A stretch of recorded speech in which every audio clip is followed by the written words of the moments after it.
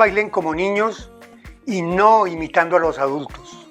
En los años 1980 fundé mi grupo artístico denominado Los Danzantes Danza Teatro, que con el tiempo lo transformé en una industria creativa y cultural, inspirados en la idea del maestro colombiano Alberto Londoño de festivales de danza en pareja. Nosotros los danzantes creamos 2 festivales de los niños de América Bailan en Pareja en el año 2000.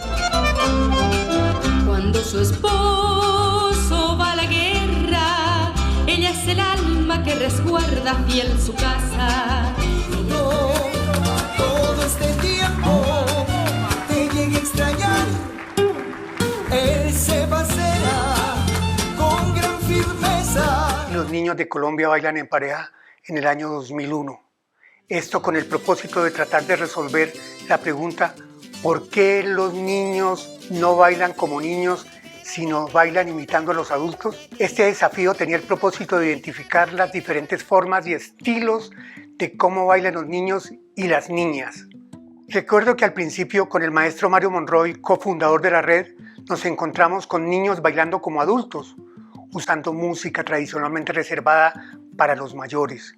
Esto nos llevó a utilizar una nueva estrategia, el trabajo en red. Nos contactamos con directores y coreógrafos que se dedicaban a trabajar con niños y niñas en diversas regiones, invitándolos a unirse y formar una red enfocada a abordar la danza escénica, convirtiendo la red Los Niños de Colombia Bailan en Pareja, más que en un espacio escénico, en un portal que transporta a los niños a un mundo mágico, donde la danza y la música de inspiración folclórica se recrean y se entrelazan para representar historias que se narran a través del movimiento, que interpretan personajes mágicos, animales fantásticos y elementos de la naturaleza, permitiendo que se conecten con el placer de jugar a bailar. Enamorado de su mujer, ahora vengo con mi compadrito, está enamorado de su mujer. Han sido 4 los momentos históricos por los cuales ha trasegado la red Los Niños de Colombia Bailan. De cada uno de estos momentos han salido conceptos que luego se han convertido en principios escénicos que son trasladados a las puestas en escena que presentan los niños y las niñas a lo largo del festival. El primero de ellos es la imitación, entendida como esa herramienta que le permite a los niños ver a sus adultos, ver a sus maestros y mimetizar sus movimientos para desarrollar sus habilidades corporales. En segundo lugar, la lúdica, porque es este el elemento que hace que nos divirtamos con lo que hacemos. Y cuando una danza adquiere ese concepto lúdico, se transforma en un juego que para los niños y las niñas es mucho más asequible y mucho más divertido tenerlo en el escenario. La imitación es uno de los momentos iniciales del aprendizaje, pero no por ser inicial quiere decir que solo está al principio. Es decir, cualquier artista, bailarín, actor que se dedique también a las artes visuales o a la plástica, hay una habilidad que es transversal en su proceso de formación y en su proceso práctico, y es el aprender a observar. El niño observa, digamos, por naturaleza. Su espíritu, que es descubridor, su naturaleza que se maravilla con lo que sucede a su alrededor, observa. Y no de manera consciente, sino de manera natural, empieza a imitar. Hay que reconocer que en los inicios de proceso de Los Niños de Colombia Bailan, empezamos con unos retos que no se tenían contemplados en lo que era enseñar para niños, construir coreografías para niños, porque en lo que estábamos enseñados era a la imitación 100% de la danza de adultos. Esto incentivó a que estudiáramos diferentes procesos, oportunidades y de pronto métodos que permitieran el desarrollo de la danza con niños. Es mi lindo Santander, se encuentra García Rovira, con un folclor muy hermoso, queremos que sobreviva.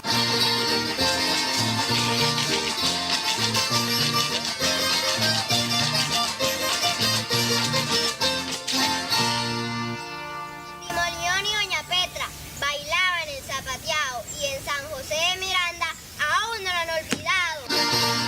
La imitación en la danza con niños partamos de que es una de las herencias que nos quedó de la forma de hacer danza tradicional, donde nuestros maestros nos imitaban o nos mostraban un paso para que nosotros lo imitáramos, y pues uno de los logros era que el bailarín que mejor lo lograra imitar pues era uno de los buenos bailarines.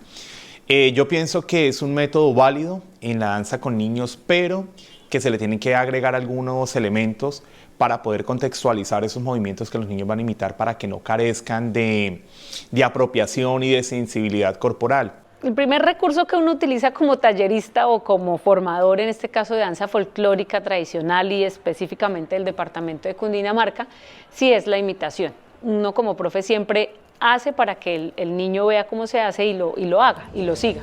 Entonces, muchos ejercicios de taller de paso básico donde estaba, digamos, direccionando siempre la actividad, mostrándole cómo se hace el paso o haciendo correcciones de postura, de movimiento, etc. Entonces, digamos que esa sí es una primera metodología utilizada con las niñas. Casi siempre el primer acercamiento no era tanto como dejarlos explorar, sino mostrarles cómo hacerlo, mostrarles un poco el camino para que fuera más rápido un poco el proceso de aprendizaje. El proceso de imitación, pues como todo docente de pronto en sus inicios, en el trabajo con niños, corríamos el error de que llegábamos a la clase y ese es el paso que vamos a hacer de la danza tal, la figura tal, y el niño tenía que lograr hacerlo para nosotros poder realizar un montaje.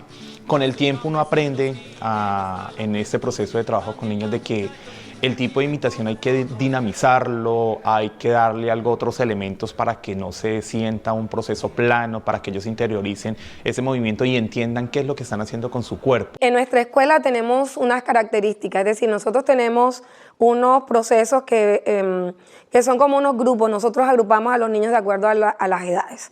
Entonces sabemos que hay una etapa como la que habíamos mencionado de 3 a 6 años, que le llamamos el ciclo 1, donde el proceso metodológico y pedagógico se basa netamente en el tema imitativo. Es decir, las danzas que más se trabajan allí tienen que ver desde la metodología imitativa. Los niños tienen que imitar cosas y a partir de allí se van construyendo las danzas.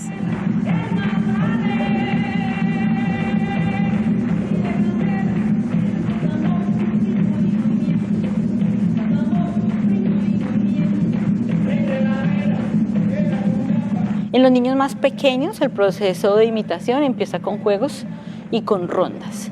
Generalmente las rondas para esa edad son rondas que hablan de animales, son rondas que hablan de emociones, de estados de ánimo y son rondas que hablan de actividades cotidianas.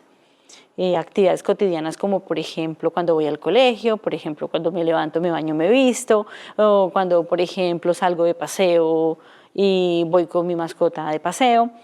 Las rondas y los juegos, las rondas especialmente, tienen diferentes propósitos que van llevando a los niños, van diciéndole las acciones y el niño luego va haciendo las acciones. Generalmente en los pequeños nosotros lo que hacemos es que primero los niños propongan antes de que la profesora, digamos, imponga o muestre una acción. Obviamente en ese componente imitativo está implícito lo lúdico también, porque es como un estado del alma que se suscita cuando uno baila. También está incorporado el tema creativo porque ellos pueden proponer a partir de sus posibilidades como las cosas que quieren. Sin embargo, el cuestionamiento de los niños de Colombia Bailan empieza a proponer unos retos que nosotros asimilamos y que empezamos a conducir, que fue cuando ya empezamos a ver que esos juegos que nosotros proponíamos para enseñar algunos pasos nos servían era como puesta en escena.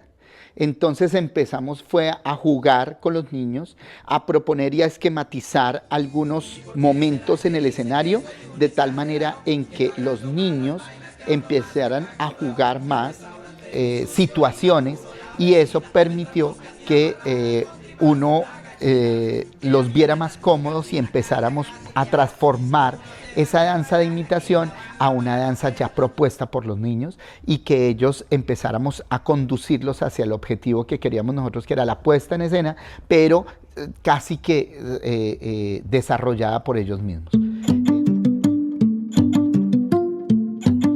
Yo pienso que digamos que en el orden metodológico yo considero que no es que sea la danza primero y luego la lúdica. El término de lúdica hace referencia a una posibilidad de disfrutar lo que hago, una posibilidad de tener un goce verdadero, de divertirme haciendo lo que hago. Pero la lúdica, digamos en su naturaleza, no es un ejercicio organizado, no es un ejercicio sistemático y que tiene, digamos, una estructura rígida. Todo lo contrario, cuando nosotros nos gozamos algo, cuando nosotros disfrutamos y nos divertimos, no estamos pensando en estructuras de 1, 2, 3, 4, sino no estamos pensando, sino estamos viviendo. Y eso implica un desorden, eso implica un caos, eso implica moverme en un ejercicio desorganizado, que es, en otras palabras, como un ejercicio desparpajado, que obedece más al repentismo, a la espontaneidad y no obedece a la estructuración de una coreografía.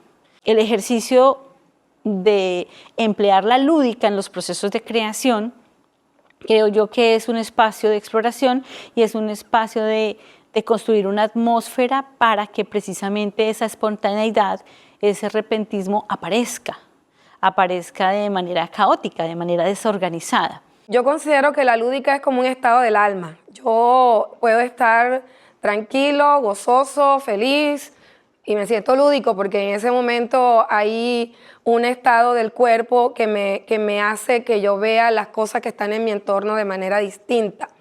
Así que la danza se constituye en un posibilitador de ese estado del alma. La danza se constituye por sí misma en un elemento dinamizador y que me hace redescubrirme como un ser humano lúdico. Es decir, tengo un cuerpo lúdico que se desarrolla a partir de esa emocionalidad que me propicia a mí el bailar. Si hablamos de la lúdica a través de un proceso de montaje en una danza para niños, yo tengo que escarbar en esa alma de los niños qué es lo que les genera felicidad, qué es lo que les genera placer, qué es lo que les genera comodidad. En la medida en que ellos se representen con eso, en que se identifiquen con eso, creo que el acto espontáneo de la lúdica se va a dar y se va a sentir, sobre todo cuando ellos están mostrando en público la danza.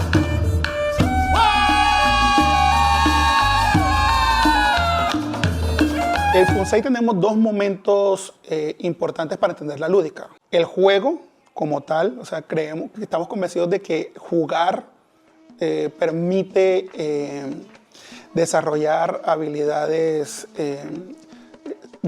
psicomotrices, el tema de correr, de saltar, de rodar, de nadar, de agacharse, de caminar agachados, de la marcha. Esos elementos que le permite el juego son vitales.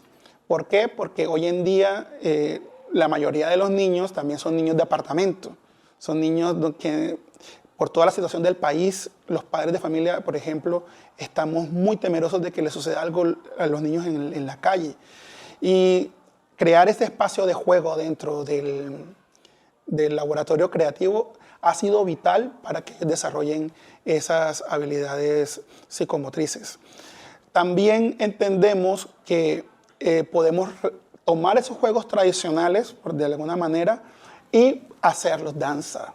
Entonces, ya el movimiento se va a ampliar.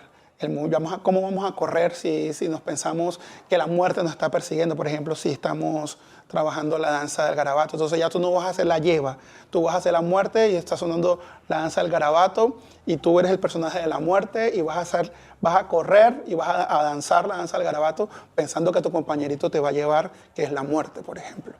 Entonces, esa parte del juego mezclado con la danza, el juego coreográfico, es importante. La lúdica comienza a volverse parte de la imitación porque es cuando comienza uno a dinamizar ese proceso. Entonces, cuando vamos a hacer un paso X, bueno, por lo menos en el caso de nosotros de la agrupación folclórica Los Timbicos, cuando vamos a enseñar el paso básico del sanjuanero huilense, lo empezamos con una lúdica, que es el juego de patos al agua y patos a tierra, donde al niño no le estamos diciendo vamos a aprender a hacer el paso del sanjuanero, sino que simplemente vamos a hacer un juego, donde cuando ya le colocamos las reglas del juego, que tiene que saltar a la derecha, a la izquierda, que hay algunos tips para poder hacer esto, comenzamos a musicalizarlo con un tambor y al final del ejercicio comenzamos a jugarle ya con el ritmo básico de sanjuanero y los niños con ese ejercicio que hicimos desde la lúdica, en un momento de del ejercicio comienzan a desarrollarlo fluidamente musicalmente sin la necesidad de haberles dicho o haberlos encajonados de que íbamos a hacer tal ejercicio. Obviamente pues nosotros utilizamos la imitación cuando mostramos ese primer paso a ellos, pero comenzamos a desarrollarlo a través de esos elementos que le agregamos, que es la lúdica, el juego, para llegar a ese tipo de movimiento. Nosotros hemos implementado diferentes métodos de enseñanza que permitan que los niños desde el primer día de clase estén constantemente en un desarrollo de su proceso a través del juego, a través de la didáctica, a través de cómo desarrollar ciertos retos entre ellos para que el objetivo final se obtenga. ¿Qué quiere decir esto? Nosotros empezamos a tener retos después de incluso de varios talleres que tomamos. Recuerdo tanto que se hizo una versión de Los Niños de Colombia Bailan en Bogotá. Tuvimos diferentes talleres, entre ellos con la maestra Mónica Lindo, que ella proponía hacer juegos para enseñar pasos. Y nosotros tomamos esa metodología y no solamente de hacer juegos para enseñar pasos, sino de juegos para enseñar danzas en general, juegos para desarrollar competencias, juegos para desarrollar la creatividad y ir creciendo en el proceso. Y además, cómo desarrollar juegos buscando que los niños generen relaciones con los otros niños y propongan realmente puestas en escena de manera muy natural, y eso ha desarrollado un muy buen resultado para las puestas en escena. Realmente lo que sucede es que desde la técnica el artista se alimenta de la lúdica para poder conservar esa esencia, digamos como un recuerdo, una memoria emotiva, un recuerdo, y tener esa sensación como inspiración o esa sensación de goce y de disfrute como motor para la implementación y para la ejecución. En ese sentido, considero que es muy difícil tener una coreografía armada, unos pasos y unas figuras, para luego decirle, bueno, entonces ahora vamos a disfrutar, que es como llegamos casi siempre. Entonces hacemos en la danza repetitiva. Entonces hacemos una coreografía, enseñamos unos pasos, enseñamos unas figuras y luego le decimos a los niños sonrían, diviértanse. Pero entonces es que el divertimento no llega de esa manera artificial. El divertimento llega en la espontaneidad, es que nace el divertimento.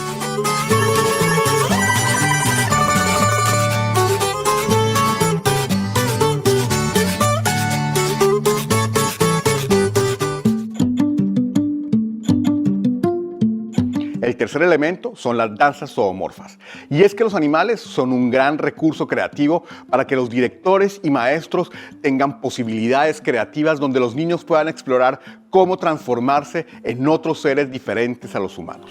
Definitivamente los animales, y no solamente las danzas zoomorfas conocidas históricamente en nuestra tradición, sino los animales en general, que el gatico que tienen en la casa, que el perro que tienen en la casa, que el animal que ven en televisión constantemente, entre muchos más que ven en documentales, redes, etcétera, etcétera, son referentes que permiten que ellos empiecen a explorar, los niños empiecen a explorar movimientos que permitan la imitación hacia esos animales, pero entonces desde su propio imaginario.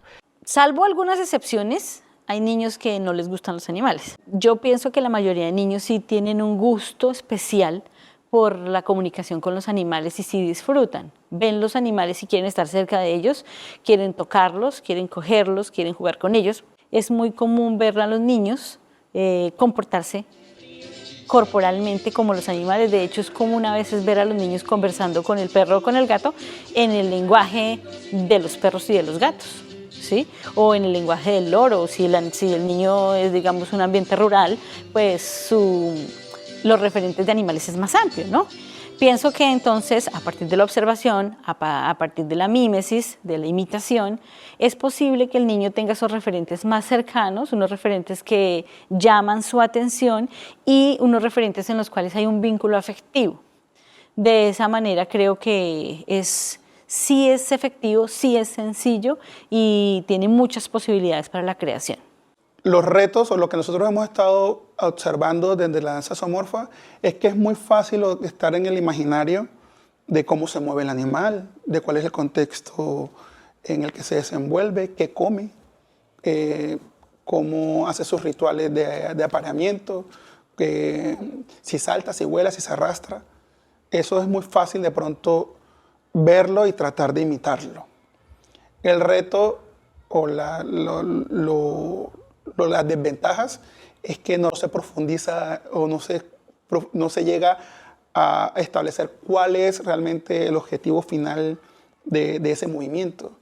O sea, se queda en un movimiento muy estereotipado. Entonces vamos a hacer la serpiente, entonces comienzan a mover nada más las manos o la cabeza de cierto modo, o vamos a hacer un pájaro, entonces nada más comienzan a expresarse a través del vuelo, ¿sí? Hay que mirar desde qué punto o hasta dónde se quiere profundizar con la danza zoomorfa, para que no quede en estos movimientos estereotipados e invitar a los niños como a mirar qué más puedo brindar. La danza zoomorfa en los Timbicos para nosotros ha sido fundamental porque aprendí a que para hacer danza zoomorfa hay que hacer laboratorios laboratorios y experimentos con ellos.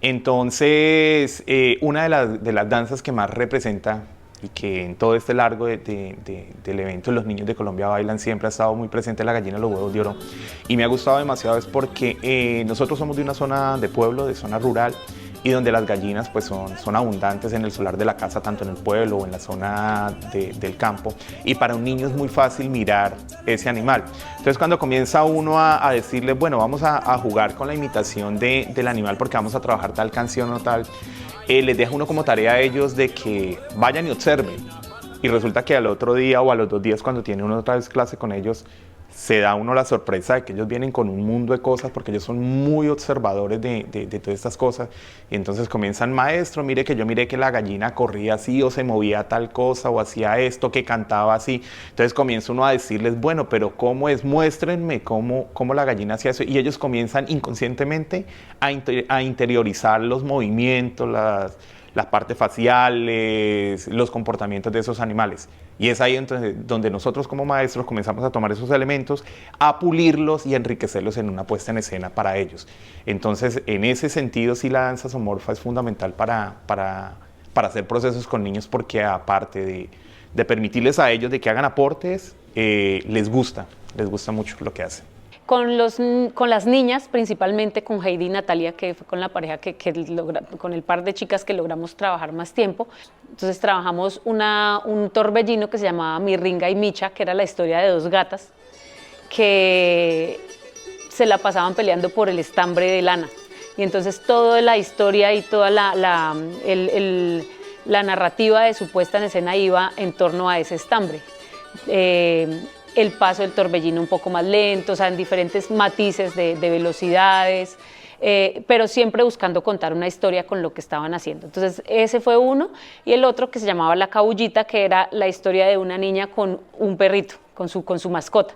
Entonces también surge alrededor de los diferentes movimientos y opciones de movimiento que pueden tener a través de un elemento. Entonces de la cabulla, y de la cabulla que era con la que la niña paseaba al perrito. Entonces esa historia salió de ellas, y a raíz de eso entonces una de ellas tuvo que decidir quién iba a ser, o sea, que tenía que ser el perrito, y tenía que ir a observar qué era lo que hacía el perro, cómo se movía, cómo se rascaba, si ladraba, cómo era su latido, etcétera. Entonces eso digamos que fueron como los acercamientos que tuvimos a la danza de animales o la danza zoomorfa, de imitación de animales. Yo estoy en un contexto territorial que es el Carnaval de Barranquilla, una ciudad que respira todavía mucho de la tradición, y donde podemos ver que la mayor parte de las danzas en este contexto territorial tiene una gran relación con el elemento zoomorfo, como por ejemplo la danza del caimán, la danza del torito, la danza del tigre, la danza de las aves, la danza de los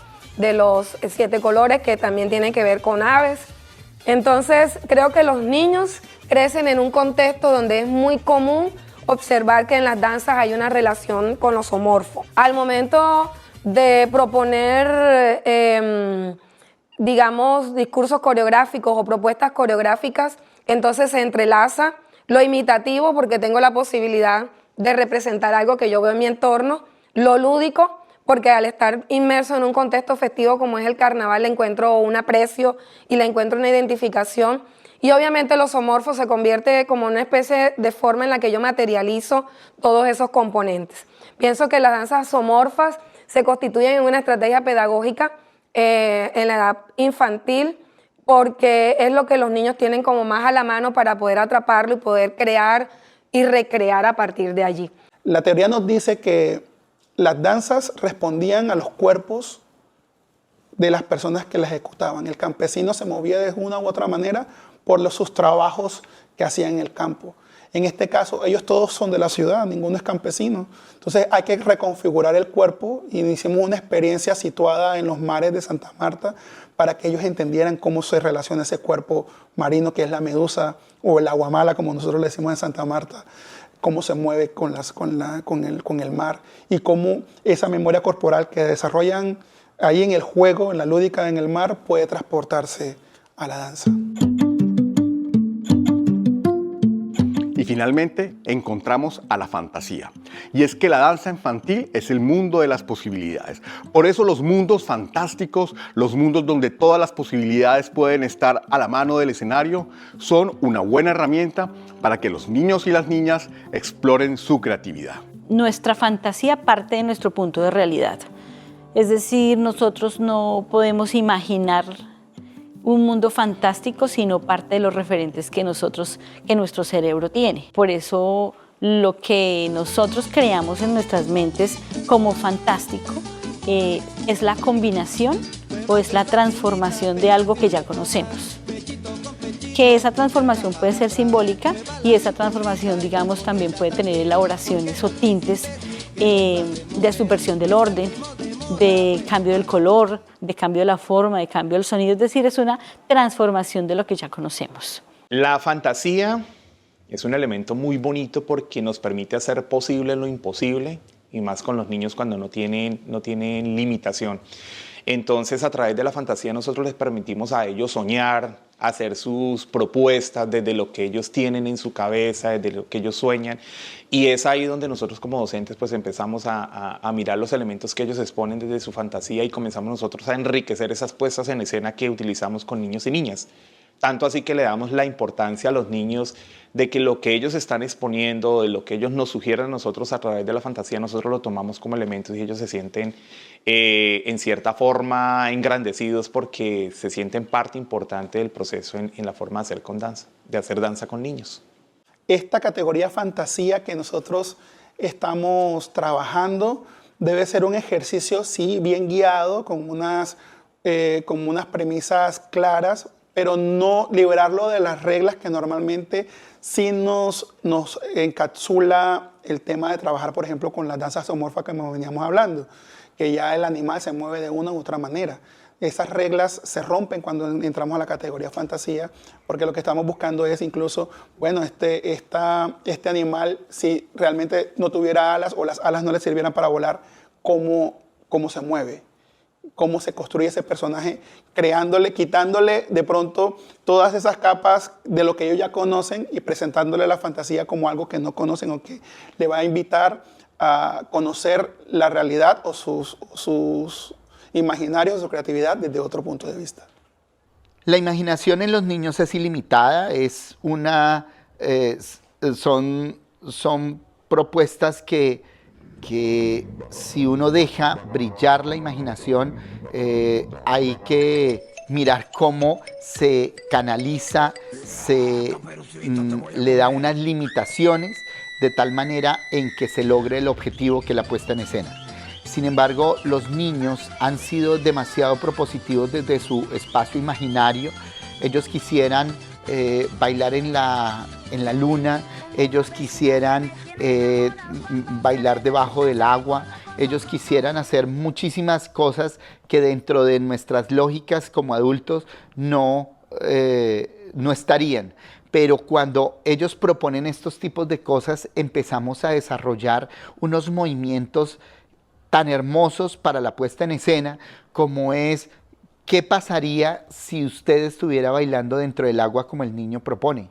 ¿O qué pasaría si está en la luna y no puede sino solamente flotar de una manera muy lenta? Entonces todos esos tipos de movimientos propuestos por el niño desde la imaginación que ellos están proponiendo, desde lo que tiene que ver con sus historias fantasiosas, empieza a generar también, a conducirlo a uno a decir cómo empezar a desarrollar y unir todas estas historias que ellos proponen para unos montajes de una manera diferente gracias a toda esta creatividad que tienen los niños.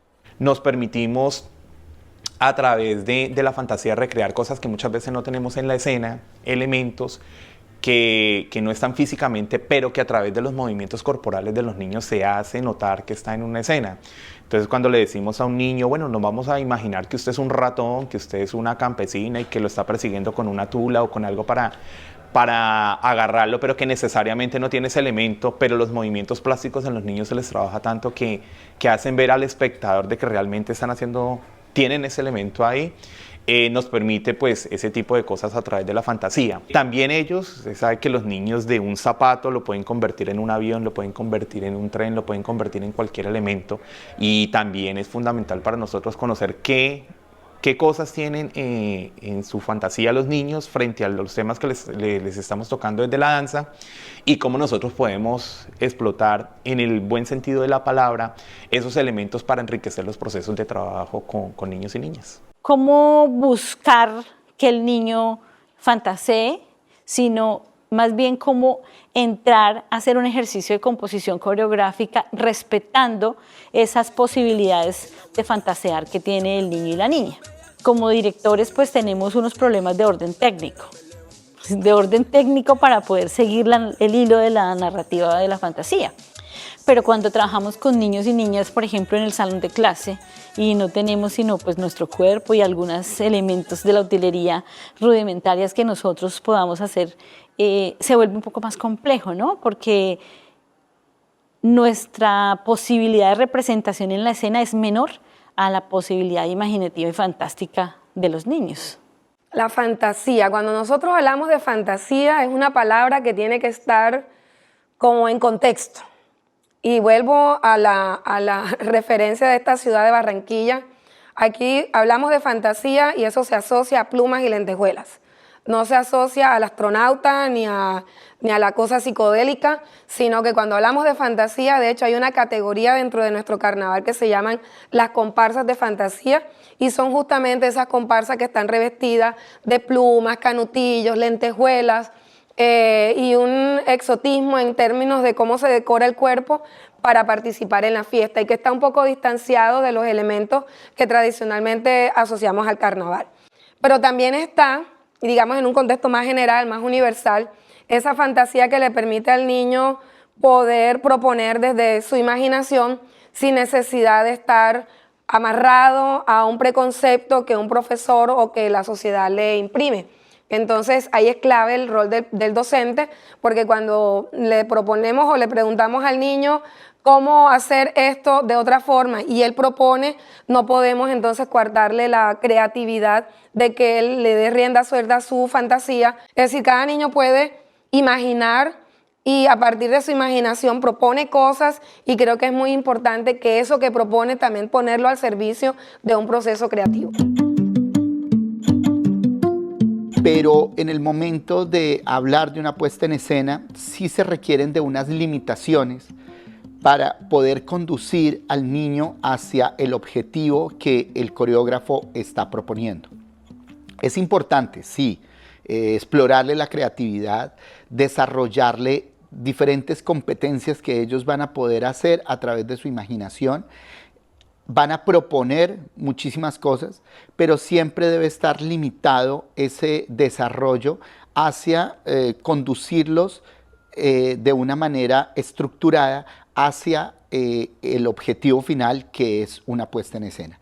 Entonces es muy importante que el coreógrafo tenga claro todos estos conocimientos y estas estrategias para que esa imaginación del niño no se cohíba, pero sí se estructure, se sistematice y se deje un poco más claro el proceso para que realmente el producto final sea claro también para un público, que sería también el objetivo del ejercicio de la puesta en escena. Una premisa que debe ser trabajo colectivo, creación colectiva. 2, la historia surge desde la propuesta de los niños y las niñas.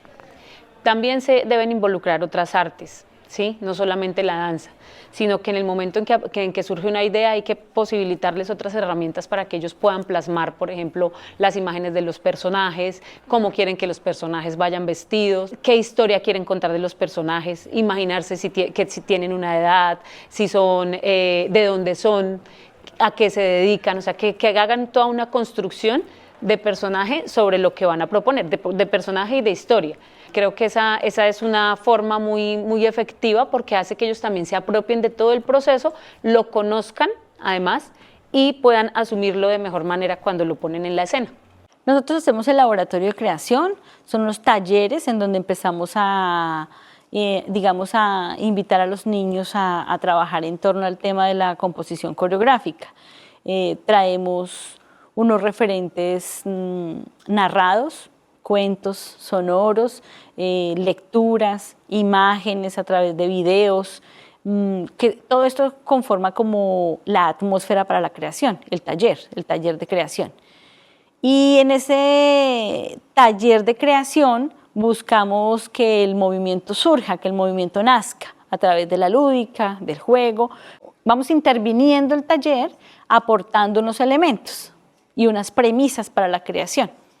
Y a partir de esos referentes que les construimos, que les damos en ese ambiente de aprendizaje, digamos, y esa intervención que vamos poniendo paso a paso, vamos viendo cómo es la receptividad del movimiento y cómo va saliendo el movimiento de parte de ellos. Luego ese movimiento se toma y se hace colectivo, es decir, se hace común para poder, digamos, estructurar un paso, estructurar una figura. Los botes, las carreras, correr, saltar, el movimiento desorganizado, el movimiento que no es estandarizado ni serializado, ni repetitivo, sino el movimiento caótico, el desorden, el recreo. Esos son los movimientos que nos gusta tomar para poder organizar como una secuencia coreográfica para poder hacer la composición. Y ahí entramos como a mediar entre el orden y el desorden para poder tener espacios como de que respire la coreografía y luego otros espacios en donde sean, digamos, unas secuencias un poco más organizadas y más lineales. Bueno, nosotros para empezar un montaje tenemos 3 momentos que responden pues a la práctica creativa artística, que tratamos de que sea un proceso que itere, pero que también sea en espiral, o sea, va creciendo. Vamos repitiendo una y otra vez cada uno de estos pasos, pero también va en espiral, que es parte de la ideación. Entonces nos ponemos de acuerdo nosotros cuál es la idea que queremos trabajar. Normalmente nos toca hacer un ejercicio democrático porque cada uno de los niños tendrá una idea que quiere desarrollar. Después de esa ideación, la búsqueda de referentes. Y allí es donde lo que les comentaba anteriormente, qué referentes vamos a utilizar del folclore como base para comenzar a la creación. Todo esto se engloba en la experimentación, es que lo que estábamos comentando. Si ya tenemos esta base, ¿cómo hago para que entonces empiecen a profundizar en la exploración del movimiento? Porque uno dice, bueno, vamos a improvisar, pero entonces comenzamos a establecer algunas reglas que nos permiten alcanzar como un mínimo de acuerdos sobre cuáles son los movimientos que van a aparecer en la coreografía. Y eso entonces comienza en ese ciclo. Ideamos, buscamos referentes, experimentamos y va creciendo hasta que obtenemos un resultado para mostrar. Mostrando pues a la gente que no es el tema como de romper tradiciones por romper o quitar el esquema folclórico por quitarlo, sino porque hay una intención comunicativa detrás, una intención expresiva detrás, que esa fantasía de que vamos a crear una danza de medusas se pueda hacer realidad, que no vamos a tener miedo de que nos vayan a decir no, eso no es folclore, porque al final todos los elementos que se tomaron salen de algo que se estudió, de algo que está sentado en unas bases y que nos permite a partir de ahí continuar la tradición de otra manera, con otras búsquedas, con otro alcance, pero al final estamos preservando ese legado. En el año 2000 creamos el primer festival Los Niños de América Bailan en Pareja. Y al año siguiente organizamos la versión nacional Los Niños de Colombia Bailan en Pareja. Con los delegados y directores que participaron en este festival, creamos posteriormente la red Los Niños de Colombia Bailan. Una iniciativa de asociatividad que reúne a maestros, directores, coreógrafos y pensadores de todo el país en torno a la construcción de los principios escénicos y formativos de la danza infantil. Cada uno de ellos, con su dedicación incansable, su compromiso y su amor por la danza, han sido los verdaderos arquitectos de este sueño. Su labor en cada región ha sido clave para mantener viva la diversidad de tradiciones que conforman el mosaico cultural de Colombia, pero traduciéndolas al lenguaje de los niños, permitiendo que las nuevas generaciones se apropien de ellas con alegría y entusiasmo. Durante estos más de 20 años, la red ha forjado un espacio de encuentro y aprendizaje en el que decenas de niños y niñas han podido viajar y compartir sus bailes en el festival Los Niños de Colombia Bailan en Pareja. Un evento itinerante que se ha realizado en más de 30 municipios del país y ha hecho giras internacionales por 5 países de América Latina. Cada coreografía, cada presentación y cada gesto artístico que los niños han aprendido es testimonio del esfuerzo y la dedicación de estos delegados, con los cuales escogimos y trabajamos un lema que es muy simple pero poderoso: que los niños bailen como niños y no imitando a los adultos.